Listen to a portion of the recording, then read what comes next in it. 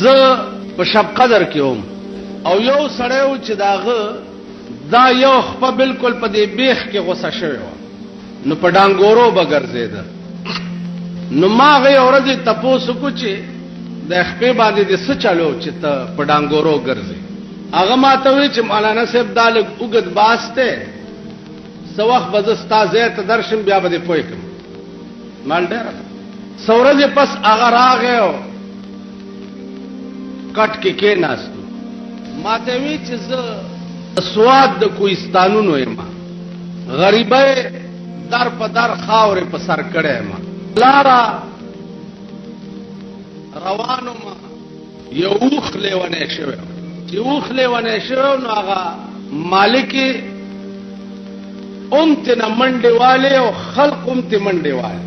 ما زړه کې اراده وکړه چې د دې اوښ دا پیزوان چې دی دی پکې ځوړند دی نو دې اوښ ته په دې پوزه کې داسې څه چارګل غوندې اچولې هغې کې پړی اچولی دي چې راوینېستم نو ویل د هغه اوښ چې ما ته وکتم نو اکر یې خراب نو ما هم تې منډه کړه. چې مې منډه کړه منډې منډې منډې داسې یو غره خوا کې ادیره و هغې کې یو سرنګ غوندې و په هغه سرنګ کې ته زه ننوتم او دا بلا راپسې ده. کیناګر ډېرې خو د اوښ غوندې ظالمه کینه چې دا په حیواناتو کې د بل شي نشته. اوښ ډېر سخت کینهناک شی چې زه ترې په سرنګ کې ننوتم نو دی خو راپسې راتلی شو نه نو وی دا سرنګ خوله کې سملاستو او دا بوتاړې چې دی دا د دې سرنګ دې خولې ته کېښو چې راوځې به ګینې په کمه. څه ساعت چې تېر شو نو ابتدا کې چې سړی یو سمسته کې ننوځي نظر یې نه لګي چې لږ ساعت تېر شي نو رڼا تیاره باندې داسې پوه شي چې لږ ساعت تېر شو نو څه ګورم چې یو لوی مار پروت دی،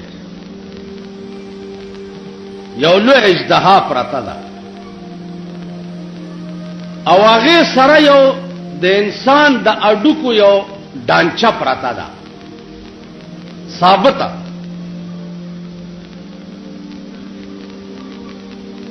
او د هغې مار په سر باندې د دې نوک عمره یو لړم دی تک سپین. لړمانو کې ډېر اقسام دي،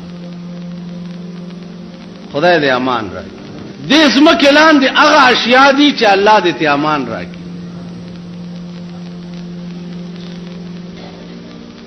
نو وې ماړه کې خیال وکړو چې اوښ نه خو به بچ کېدې یا نه دې بلا نه به دې څوک بچ کړي.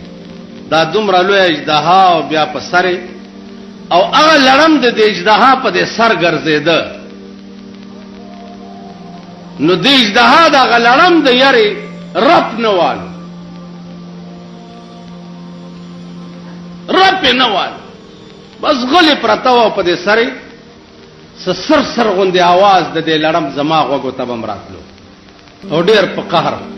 لږ ساعت به چې تېر شه نو دا سر نه به کوشو او ور برغه او د دې مړي د ډانچې ته به یو ټک ورکو چې ټک به ورکو نو دا ډانټه به ټوله داسې وچون کېده.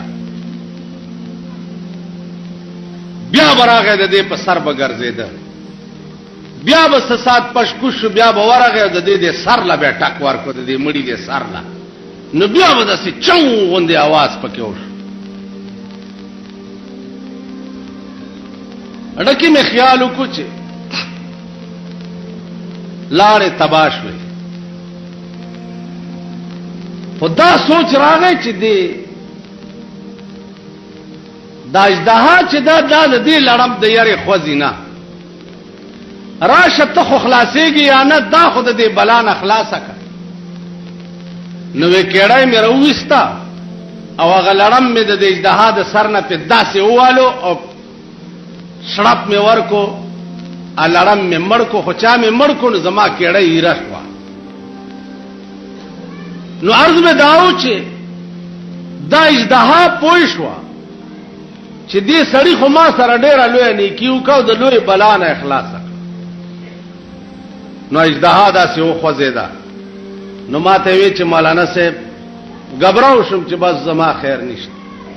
وی چې وخوځېده نو داسې راتاو شو او روانه شو د دې سوري د خولې، چې د سوري خولې ته روانه شو نو دغه اوخه په دې بطار باندې یو چک پیو لګول او بیا ته ووت. نو دا اوخره ګنجلکه شو داس او اجدها لاړه. ډېر سات تیر شو دا اوخ خوځي نه مال چې جوړ مر شو. وې دا سرنګ نه چې زم راووتم نو دا اوخ پروت ته عمر دی. وې په دې خېټه کې مې یو لته ورکړه چې بیړه دې غر کشه په ما دې سم مرګ تیر. وې چې لته مې ورکړه تر ګوډې ګوډې مې خپه پکې نه نواته، چې نه نواته خو چې خپه مې تیر وسته بیا زما خپې نه غوښې دوړېدل شروع شو. وې هسپتال ته یوړم، ډاکټرانو ویلي چې هله زر ته بیخ کې دا خپه پرې کوي کې نه ټول بدن اوس څښا کېږي. نو وې دا خپه رانه بیخ کې پرې کړه ځکه زما دا خپه نشته. عزیزانو دا قسم واقعات دا ما په خپل هغه سړي راته په شب قدر کې نن نه تقریبا 3-4 کاله مخکې ماته ویل. عرض مې داو چې دا قسم واقعات بارها لیدلی شي، بارها.